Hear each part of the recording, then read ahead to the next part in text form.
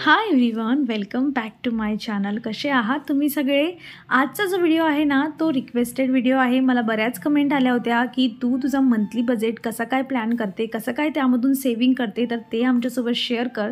तर चला, आजचा व्हिडिओ त्यावरच असणार आहे. आजच्या व्हिडिओमध्ये मी तुम्हाला दाखवणार आहे की मी कशा पद्धतीने जे आहे जास्तीत जास्त पैसे सेव्ह करते आणि जे आहे काही टिप्स आणि ट्रिक्स जे आहेत किंवा मी माझ्या रोजच्या जीवनामध्ये कशा पद्धतीने काही गोष्टी इन्क्लूड करते जेणेकरून माझी जास्तीत जास्त सेव्हिंग होईल.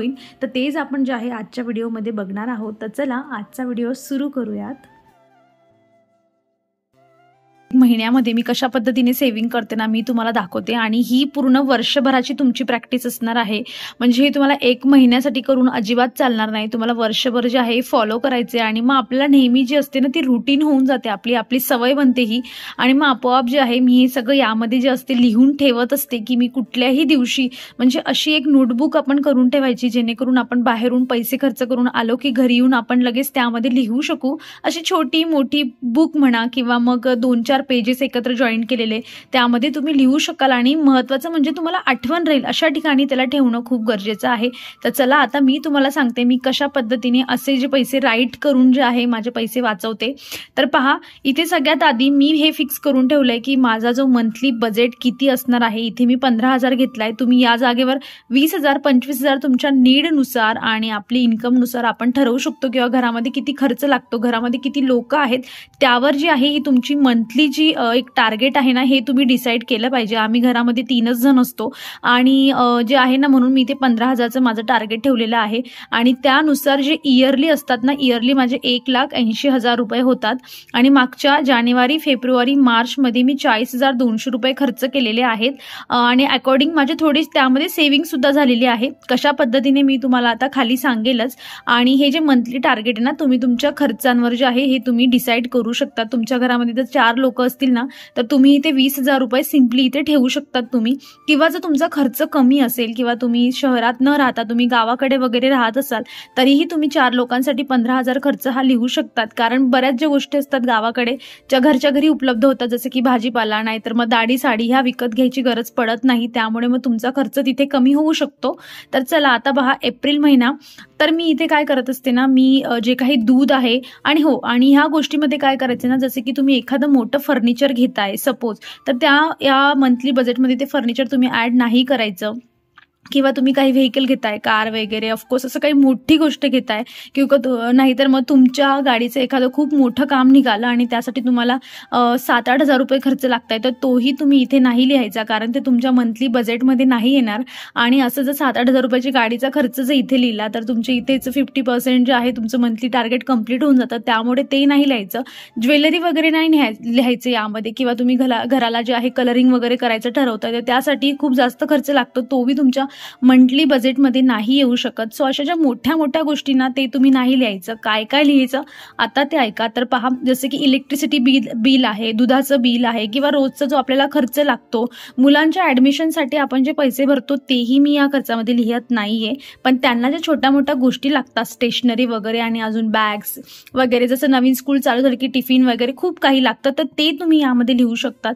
आणि ग्रोसरी आहे, भाजीपाला आहे, तुमचा दूध आहे, इलेक्ट्रिसिटी बिल आहे, परत गॅस आहे जो तुमचा आपला कमीत कमी म्हणजे 2 महिन्यानंतर तरी तो संपतोच, तर तो ह्या महिन्यात ऍड होईल, नाहीतर मग डायरेक्ट ह्या महिन्यात असं जे आहे तो गॅस तुम्ही यामध्ये लिहू शकतात. आणि छोटी मोठी तुमची एक्स्ट्राची शॉपिंग असेल तर तुम्ही ती यामध्ये जे आहे लिहू शकतात. आणि त्यासाठी फक्त माझं जे टार्गेट आहे ते मी 15,000 फिक्स केलेलं आहे. आता जे काही मी रोज केव्हाही काही ऑनलाईन असो काही असो जे काही शॉपिंग केलं तर मी डायरेक्ट जे असते यामध्ये लिहत असते. तुम्ही बघू शकता तिथे की मी अगदी छोटे छोटे पैसे सुद्धा लिहिले आहेत. 70 रुपये, 35 रुपये, 10 रुपये असे सुद्धा मी यामध्ये लिहिलेले आहेत. इथे तुम्ही बघू शकतात. अशा पद्धतीने सगळं अगदी मंथच्या शेवटच्या दिवशी तुमचा खर्च आता होणार नाहीये, त्या दिवशी ही सगळी जी आहे कॅल्क्युलेशन करायची. ही कॅल्क्युलेशन केल्यानंतर पहा, आता माझं एप्रिल महिन्यामध्ये 10,990 रुपये जे आहे ते मी खर्च केलेले होते. आणि म्हणजे 15,000च्या टार्गेटमधून माझे 4,010 रुपये जे आहे ती सेव्हिंग झालेली आहे. जेव्हा आपल्याला आपलं टार्गेट माहीत असतं ना, तर आपण पुढच्या महिन्यात थोडी जास्त काटकसर करत असतो. तर पहा, पुढच्या महिन्यामध्ये माझी टोटल जी म्हणजे स्पेंड मी केले होते 13,810. त्यामुळे बघा माझी इथे कमी सेव्हिंग झालेली आहे. आपल्याला माहीत असते की कुठल्या महिन्यात आपल्याला किती वाचवायचे. आता जसं मे महिन्यामध्ये जरा जास्तच खर्च झाला, तर फक्त सेव्ह माझे ₹450 झाले. तर ह्या महिन्यामध्ये माझं टार्गेट असं असेल ना, की मला जास्तीत जास्त पैसे सेव्ह करायचे, जेणेकरून माझा जो सेव्हचा आकडा आहे ना इथे, हा जरा जास्त मोठा येईल. आणि असं लिहिल्यामुळे काय होतं ना, की आपल्याला समजतं की आपण कुठे जो वायफळ खर्च आहे तो करतोय, किंवा एखादी गोष्ट न घेताही आपलं धकू शकतं काम, तर ती गोष्ट आपण घेत नाही, कारण हे आपण लिहून ठेवलेलं असतं. आणि ज्या वेळेस आपण लिहित नाही ना, त्यावेळा बऱ्याच वेळा असं होत असतं की आपण गरज नसतानाही गोष्टी ज्या असतात घरामध्ये जमा करत असतो, आणि काही गोष्टी ज्या असतात त्या नुसत्याच म्हणजे पैसे असंच खर्च होऊन जातो आणि घरी येऊन पस्तावाही येतो. पण तुम्ही जर असं लिहून ठेवत राहिलात ना, तर मग तुमचा असा पस्तावा कधीही तुम्हाला होणार नाही. आता नुसतं लिहून ठेवूनच तर आपण जे आहे सेव्हिंग तर नाही करू शकत ना. जिथे आपण खर्चायला जातोय आपल्याला तिथेही सेव्हिंग करावी लागेल, आणि ती कशा पद्धतीने, चला आता ते बघूयात. तर मी काय करते ना, जेही माझा म्हणजे राशन असेल, जे काही मला ग्रोसरी लागत असते ना, मी ट्राय करते की मी डीमार्टमधून, नाहीतर आमच्या घराच्या जवळ जे आहे रिलायन्स फ्रेश आहे, मी इथून घेत असते. आणि नाहीतर मग मी ऑनलाईन मागवते, कारण ऑनलाईनने काय होतं ना, की मला माहीत असतं किंवा नोटिफिकेशन आपल्याला येत असतं की आता ह्या शॉपिंग ॲपवर जे आहे तुमच्या ग्रोसरीवर ह्या याच्यावर 50% डिस्काउंट आहे. मग आपण आपल्या लागणाऱ्या गोष्टी ज्या आहेत त्या आपण मागवून घेऊ शकतो. जसं बऱ्याच गोष्टी असतात ज्यांची एक्सपायरी डेट खूप जी असते दूर असते, किंवा आपल्याला महिन्यानंतरच्या गोष्टी लागणार असतात, 15 दिवसानंतर त्या गोष्टी लागणार असतात. आणि चांगली ऑफर म्हणजे जसं तुम्ही ही तेलची बॉटल जर मी ही नॉर्मल आता जे मॉलमध्ये जाऊन जर घेतली तर हिची ₹150 प्राईस असते. पण एखाद्या त्यांच्या मोठ्या ऑफरमध्ये, कारण सेल चालू असतात प्रत्येक महिन्याच्या स्टार्टिंगला, किंवा दिवाळी वगैरे आली तर भरपूर सेल असतात, तर मी जर ही बॉटल त्या सेलमधून जर घेतली ना, तर कशीही माझी याच्यावर कमीत कमी ₹10 अजून एक्स्ट्रा सूट मिळते. आणि असेच ₹10 ₹5 करून आपले कधी ₹100 वाचून जातात आपल्याला कळतच नाही. कारण जेव्हा कधीही आपण ग्रोसरी शॉपिंग करायला जातो तेव्हा ती नॉर्मल ₹100-200 नसतेच, ती कधी 1000च्या पुढेच ती शॉपिंग होत असते. आणि त्या 1000मधून कसेही जर तुम्हाला अशा पद्धतीने जास्तीत जास्त पैसे वाचवायचे असतील, तर मग तुम्ही ऑफरमधून जर सामान घेतला तर बरं होतं, आणि तुमची जास्तीत जास्त सेव्हिंगही होऊ शकते. आणि काही गोष्टी ज्या असतात ना त्या तुम्हाला मॉलमध्ये ज्या असतात ना त्या स्वस्त मिळतात, पण काही गोष्टी ज्या असतात ना त्या किराणा दुकानात जाऊन जर तुम्ही घेतल्या ना, जसं शेंगदाणा आहे, मॉलमध्ये शेंगदाणा थोडा महाग मिळतो, पण तुम्ही जर किराणा दुकानात गेले ना तर त्यापेक्षा ₹3-4 फरक असतो. सो ह्या गोष्टी तुम्हाला प्रॅक्टिसने समजतील, व्हिजिट करून समजतील, ते घरी बसून कळणार नाही. आणि जसं मी तुम्हाला म्हणली की मी काही गोष्टी ज्या असतात त्या ऑनलाईन मागवत असते. आणि ऑनलाईन मागवताना काय करायचं ना, जसं आता मी जिओ मार्टवरून जे आहे मागवत असते, तर त्यांची डिलिव्हरी चार्जेस जे आहेत ते ₹40 असतात. पण तुम्ही 250च्या पुढे जर सामान मागवला तर त्यांचे डिलिव्हरी चार्जेस जे असतात ते मायनस होऊन जातात. सो नेहमी मेक शुअर करून प्रत्येक गोष्टीला म्हणजे डिलिव्हरी चार्जेस देण्यापेक्षा 250चं सामान मागवा. जसं मीठ आहे, तेल आहे, ते तुम्हाला लागणारच आहे काही दिवसानंतर, तो 250चं सामान करा, आणि जे ₹40 आहेत तुम्ही डिलिव्हरी चार्जेसचे ते जे आहेत ते वाचवू शकतात.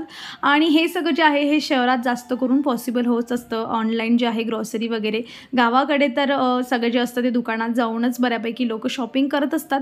पण ही एक टीप आहे जी तुम्ही ऑनलाईन शॉपिंग करून देखील जे आहे घरच्या घरी बसून भरपूर पैसे वाचवू शकतात. कारण की बऱ्याच गोष्टीवर ना ऑनलाईनवर जो असतो आपल्याला ऑफरमध्ये डिस्काउंट मिळत असतो, आणि त्याचा फायदा घ्यायचा असेल तर मग असा तुम्ही घरी बसून जो आहे तो घेऊ शकतात.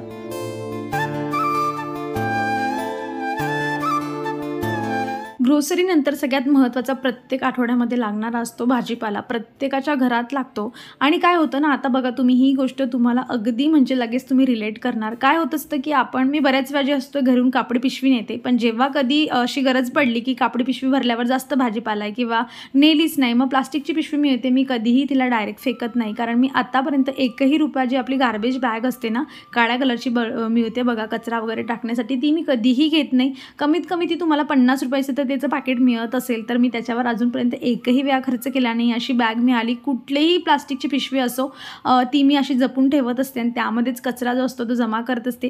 तर ही छोटीशी टीप होती. आणि आता नेक्स्ट काय होतं की आपण जेव्हा कधी भाजीपाला घ्यायला गेलो ना, तर आपण विचारलो कशी दिली पावभर भेंडी, तर ते म्हणतात ₹30ची पावभर, ₹50ची अर्धा किलो. आणि आपण काय करतो, एवढी कोणी खाणार नाही आणि आपण पावभरच घेतो. पण काय होतं, त्याच आठवड्यामध्ये आपण 4-5 दिवसानंतर घरातला सगळा भाजीपाला संपल्यानंतर आपण परत मार्केटमध्ये जातो, भाजीपाल्याच्या दुकानात जातो आणि परत पावभर भेंडी घेतो. म्हणजे अर्धा किलो भेंडी जर आपण तेव्हाच घेतली असती तर आपले ₹10 वाचले असते. तुम्ही 2 वेळा जाण्याचा तुमचा खर्चही झाला, तुमचा वेळही वाया गेला आणि प्लस तुम्ही जे आहे ₹10 जास्त देऊन आलेले आहात. आणि काय होतं, गोष्टी व्यवस्थित जर आपण स्टोअर केल्या ना तर त्या फ्रेश पण राहतात आणि तुमचे पैसेही वाचतात. जसं मी आता तुम्हाला म्हणली, कारण गवार आहे, दोडकी असतात, गिलकी असतात, या सगळ्यांना असंच असतं. तुम्ही पावभर घेतलं ना त्यांचे ₹10 भाव जास्त असतो आणि तुम्ही अर्धा किलो घेतलं तर मग तुमचा 10 रुपये वाचतात. तर ज्या गोष्टी आपल्या घरामध्ये जास्त खाल्ल्या जातात ना आवडून, जसं गवार वगैरे, भेंडी वगैरे असते, ही आवडली जाते घरामध्ये, तर ती आपण जास्त क्वांटिटीत घेऊ शकतो आणि फ्रिक्वेंटली 1-2 दिवसाआड बनवून जे आहे आपण संपवू शकतो, म्हणजे फ्रेशही खाल्लं जाईल तुमचं. आणि मिरची वगैरे आहे, ह्या गोष्टी कधीही स्टोअर ना व्यवस्थित केल्या तर त्या कधीही खराब होत नाही. जसं मिरचीचं डेट काढून जर तुम्ही स्टोअर केलं एखाद्या बंद डब्यामध्ये, तर मिरची तुमची लवकर खराब अजिबात होत नाही. 15-20 दिवस देखील तिला काहीही होत नाही. कोथिंबीरही तुम्ही चांगली बारीक जे आहे चिरून व्यवस्थित वॉश करून जर ठेवली तर तीही खराब होत नाही. आणि अशा छोट्या छोट्या गोष्टी, जसं जे आपलं कढीपत्ता असतो, तुम्ही कढीपत्ता का म्हणून 5 रुपयाचा विकत घ्यायचा, जर तुम्ही 100-150 रुपयाचा भाजीपाला घेताय तर तुम्ही त्या भाजीवाल्याकडून मागू शकतात ना कढीपत्ता द्या म्हणून, तो देतो. पण आपण मागतच नाही, कारण की आपल्याला भीती वाटते, थोडी लाज वाटते. आता तुम्हाला 5 रुपये जर प्रत्येक आठवड्यात वाचवायचे असतील, मग तुम्हाला ही थोडीशी लाज वाटण्याचा प्रकार आहे हा साईडला ठेवावाच लागेल आणि फ्रीवाला कढीपत्ता मागावाच लागेल.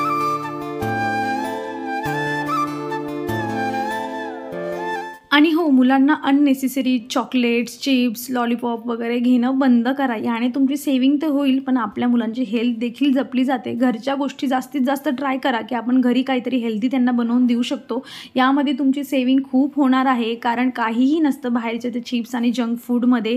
सो ट्राय की घरच्या घरी तुम्ही काहीतरी हेल्दी बनवून मुलांना देऊ शकतात, त्यांनाही देऊ शकतात आणि स्वतःही खाऊ शकतात दुपारच्या छोट्या भुकेसाठी. आणि काय होतं, ग्रोसरीचं सामान स्टोअर करणंही, जसं की आता आम्ही इथे पुण्यात राहत आहोत, काय होतं ना की मोठा जास्त सामान तुम्ही गहू वगैरे किंवा कुठलंही कडधान्य वगैरे तुम्ही भरून ठेवलं ना घरामध्ये, तर खूप जास्त किडे लागतात. सो मेक शुअर करून तुम्ही तेवढंच घ्या की तुमच्याने लवकरात लवकर यूज होईल. अदरवाईज असं त्याला स्टोअर करा की त्यामध्ये कीड वगैरे लागणार नाही. डब्बे परत परत चेक करण्याची सवय करा, म्हणजे कीड लागून जे असतं ते अन्न फेकलं जाणार नाही तुमचं.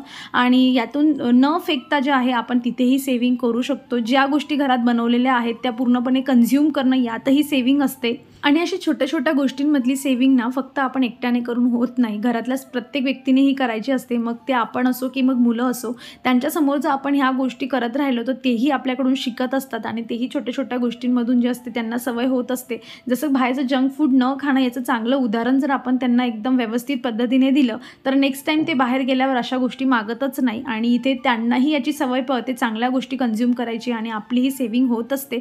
आणि अशा बऱ्याच छोट्या छोट्या गोष्टींमध्ये जे आहे तुम्ही तुमच्या डेली दैनंदिन जीवनामध्ये जे आहे फॉलो करून जे आहे तुम्ही तुमचा भरपूर पैसा वाचवू शकतात. आणि राहिलं कपडे वगैरे जे आहे आपलं खरेदी करण्याची गोष्ट, तर तीही भरपूर ऑफर येत असतात, तर ऑफरमध्ये कपडे खरेदी करा जेणेकरून कपड्यांमध्येही तुमची सेविंग होईल. तर चला, आज सेविंग खूपच सेविंग झालेली आहे. अपेक्षा करते की यातल्या काही टिप्स तुमच्याही आवडीच्या निघतील आणि तुम्ही यांना फॉलो करायला जे आहेत तुम्हालाही आवडेल. आणि अपेक्षा करते की माझ्यासारखंच थोडे 1-1 रुपये जमा करून तुमचीही महिन्याला भरपूर सेविंग जी आहे ती होणार आहे. यापेक्षा चांगल्या टिप्स तुमच्याकडे असतील तर नक्की मी कमेंट सेक्शनमध्ये तुमची वाट बघेल. मलाही सांगा आणि आवडेल मला तुमच्याही चांगल्या सवयी सेविंगच्या फॉलो करायला. तर चला, आजचा व्हिडिओ मी इथे संपवते. अपेक्षा करते की तुम्हाला हा व्हिडिओ आवडलेला असेल आणि हेल्पफुल असेल तुमच्यासाठी. कसा वाटला व्हिडिओ मला कमेंटमधून सांगा. आवडला तर लाईक करा, चॅनलवर नवीन असाल तर प्लीज चॅनलला सबस्क्राईब करा. आपण भेटूया पुढच्या अशाच इंटरेस्टिंग व्हिडिओमध्ये. तर तुम्ही स्वतःची काळजी घ्या. So take care friends and bye.